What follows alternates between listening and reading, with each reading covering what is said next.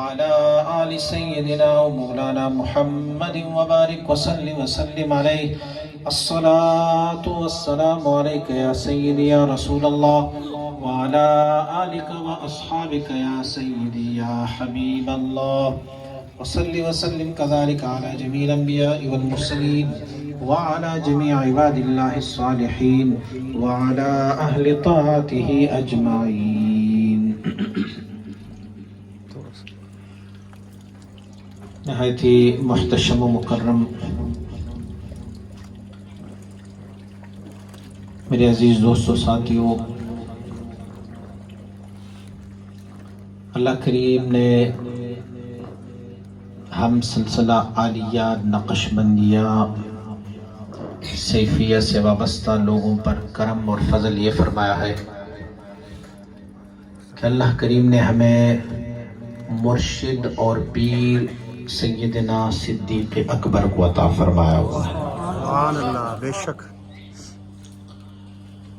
حضور امام ربانی مجدد و مؤید الف ثانی الشیخ احمد فاروق سرہندی رحمۃ اللہ تعالی علیہ آپ مبارک سلسلہ عالیہ نقش بندی کی فضائل اور مناقب بیان کرتے ہیں تو آپ فرماتے ہیں کہ ہمارا طریقہ سلسلہ عالیہ نقش بندیہ، آپ فرماتے ہیں بعین ہی طریقے صحابہ کرام ہے رضوان اللہ. آپ فرماتے ہیں سلسلہ عالیہ نقش بندیہ، اس میں طرز طریقہ بعین ہی صحابہ کرام رضوان اللہ علیہ مجمعین جیسا ہے. یہ صحابی تو نہیں ہے، صحابیت کی مرتبے تک تو نہیں پہنچ پاتے، لیکن انہوں نے طریقہ وہی اپنایا ہے جو صحابہ کرام نے اپنایا ہوا تھا. صحابہ کرام رضوان اللہ علیہ مجمعین کا طریقہ کیا تھا؟ میری مصطفیٰ کریم صلی اللہ علیہ وسلم کو اللہ کے بعد سب سے بہتر تصور کرتے، اور دوسرا طریقہ یہ تھا کہ ان کی نظر میں، ان کی خیال میں، ان کی سوچ میں جو محبتوں کا محور اور مرکز تھا وہ میرے مصطفیٰ کریم کا چہرہ مبارک تھا. اور یہاں تک حضور کی ذات میں محو تھے، اتنی محویت ہوتی حضور کی ذات میں کہ اگر آپ سیرت کی کتابوں کو اٹھا کے دیکھیں گے تو صحابہ کرام نے روایت فرمائی کہ حضور کی ریش مبارک کے بالوں کی تعداد کتنی تھی. یہ صحابہ کرام رضوان اللہ علیہ مجمعین نے روایت نقل کی کہ حضور کی ریش مبارک کی بال مبارک کتنے تھے. وجہ کیا ہے کہ انہوں نے جب مصطفیٰ کریم کی صورت اپنائی تو حضور کے چہرے و دعا کی طرف کسی اور چیز کی طرف دھیان ہی نہیں دیا. اور آپ فرماتے ہیں کہ ہمارا سلسلہ اسی لیے صحابہ کرام رضوان اللہ علیہ مجمعین کے سلسلے کی طرح ہے کہ رب کائنات نے ہمیں امام، رہبر اور مرشد سیدنا صدیق اکبر عنایت فرمائے ہیں. اور فرماتے ہیں صدیق اکبر، یہ آیت شریف آپ کی شان میں صادق ہے کہ والذی جاء بالصدق وصدق بہ، فرمایا وہ ذات جو سچ لے کے آئے، سچ لانے والا میرے اور آپ کے آقا حضور سید عالم صلی اللہ علیہ وسلم. اور دوسری ہی اسی آیت کا دوسرا جز ہے، فرمایا وصدق بہ، اور فرمایا اللہ کی بارگاہ اس مرتبہ اس بندے کا بھی کیا مرتبہ ہوگا جو ایک تصدیق کرنے والا ہے اور ایک تصدیق لانے والا ہے. لانے والا میرے اور آپ کے آقا اور تصدیق کرنے والا میرے اور آپ کا صدیق اکبر رضی اللہ عنہ.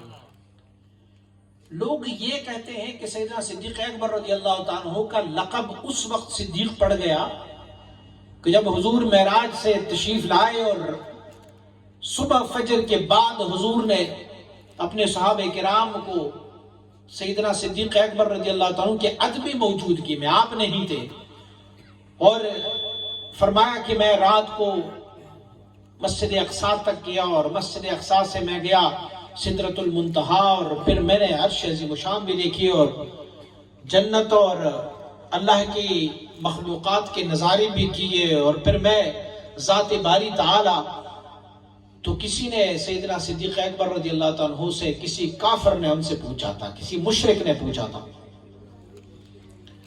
کہ اگر کوئی بندہ یہ کہے کہ میں رات کی اس پہر میں اتنی ہی لمحات میں یہاں سے مسجد اقصی گیا، وہاں سے میں عرش پر بھی پہنچا، سدرۃ المنتہا بھی، میں نے جنتوں کو بھی دیکھا، میں نے 7 آسمانوں کو کراس کیا، تو کیا آپ مانیں گے؟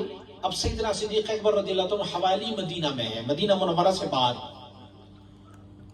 تو کہا آپ مانیں گے؟ کہا نہیں، میں نہیں مانوں گا۔ یہ بات ماننے والی نہیں ہے کہ ایک بندہ اتنی لمحات میں چلا جائے۔ تو اس مشرک نے ان کو کہا کہ آپ کا یار محمد یہ تو کہہ رہا ہے، تو فرمایا رک جا، اگر میری یار محمد نے فرمایا ہوا تو پھر صحیح فرمایا ہوا ہے، وہ دیکھ سکتے ہیں، وہ کر سکتے ہیں ایسا۔ سیدنا ابو بکر صدیق رضی اللہ تعالیٰ عنہ کی اس عقیدہ مبارکہ کی طرف اگر نظر کی جائے نا، تو ہمارے تو آج کل علماء کرام جو ہے وہ اگر حدیث کو پڑھتے ہیں نا، وہ کہتے ہیں اس حدیث میں ضعف ہے، یہ ضعیف حدیث ہے، اور ضعیف حدیث کو روایت کرتے ہیں تو کہتے ہیں کہ یہ تو فلاں سے روایت ہے اور فلاں شخص جو ہے وہ ضعیف ہے۔ ایمان اور محبت ہو تو سیدنا صدیق اکبر جیسے محبت، راوی ہے مشرک، راوی ہے کافر، وہ اسے کہتے ہیں کہ تیری محبوب نے یہ کہا ہوا ہے کہ میں رات کی اس پیر چلا گیا، انہیں کہا راوی مشرک ہو، راوی کافر ہو، لیکن میرے محبوب کی عظمت اور شان والی بات ہے، میرا مصطفیٰ جا سکتا ہے۔ تو رب کائنات نے آپ کی لقب کو صدیق رکھا اس واقعے کی وجہ سے نہیں، بلکہ میرے مصطفیٰ کریم صلی اللہ علیہ وسلم فرماتے ہیں کہ اللہ کریم نے ازل میں سیدنا ابو بکر کا لقب مبارک جو ہے وہ صدیق اور عتیق رکھا ہوا تھا ابتدا سے۔ حضرات مشائخ رضوان اللہ علیہ مجمعین نے ایک کتاب لکھی ہے، کتاب کا نام ہے ہدایت الابرار کے نام پر۔ ہدایت الابرار کے صاحب لکھتے ہیں کہ اللہ کی محبوب کی 4 یار ہیں، اور چاروں یار جو ہے وہ جس اہل سنت والجماعت کے عقیدے کے مطابق کہ افضل البشر بعد الانبیاء سیدنا صدیق اکبر رضی اللہ تعالیٰ عنہ ہے، اور اس کے بعد سیدنا عمر رضی اللہ تعالیٰ عنہ، اس کے بعد سیدنا عثمان رضی اللہ تعالیٰ عنہ، اس کے بعد سیدنا علی المرتضیٰ کرم اللہ تعالیٰ وجہہ۔